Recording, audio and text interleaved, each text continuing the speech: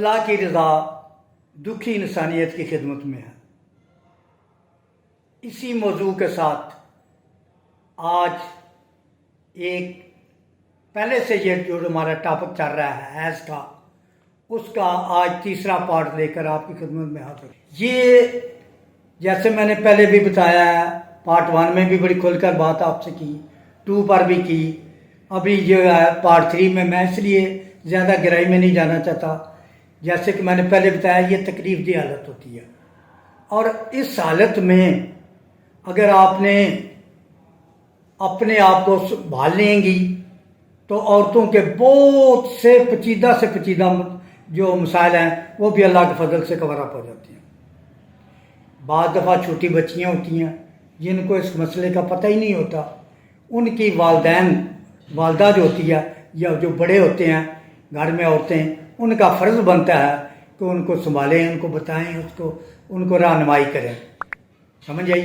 अगर इस मसले में आप देखते हैं कि ये मसला पैदा हो रहा है कि माहवारी का निज़ाम ठीक नहीं है, तो इसमें मैं एक बहुत ही प्यारी अज़मुदा दवाई बताता हूँ। ये है अशोका क्यू। ये मेरे तजर्बे में बड़ी आई है। ये अगर आप सुबह और शाम इस्तेमाल करते हैं तो 15 से 20 कतरे इस्तेमाल करें।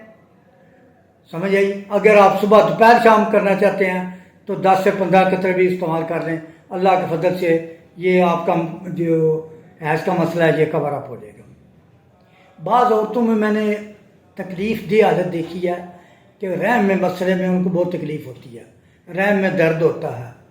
और बहुत दफ़ा ये मैं जो अभी दवाई बताने लगा हूँ, ये हमल के दौरान, ये आज एक बात पक्की मल्ले बांध लें जो मैं बड़ी अज़मुदा है, हमल के दौरान खुदा न करे कभी भी ब्लीडिंग का दाग लगता है तो सबसे पहले हॉस्पिटल जाने से भी पहले ये 2 दवाइयाँ मैं जो आपको बताने लगा हूँ, ये बहुत ही प्यारी दवाइयाँ। मैंने हॉस्पिटल जो दाखिल मरीज़ा को देखा है और खुदा ने फजल भी किया और वो घर आ गई हैं। वो दवाई का नाम है वाइबर्नम। वाइबर्नम जो है, ये 2 दवाइयाँ हैं। एक वाइबर्नम है प्रोनीफोलियम और दूसरी दवाई का नाम है वाइबर्नम ओपोलस। ये दोनों वाइबर्नम में दी जाएँ। कोई भी एक दवाई मिला के भी दे सकते हैं, कि दोनों मिला के दे सकते हैं या केली भी दे सकते हैं। दोनों दवाइयों में 19-20 का फ़र्क है, कोई मसला नहीं है, दोनों दवाइयाँ इसी मसले के रहती हैं। रैम के मसले में अगर कोई तकलीफ़ आपको हो तो मेरी आपसे गुजारिश है, ये दवाइयाँ ज़रूर इस्तेमाल।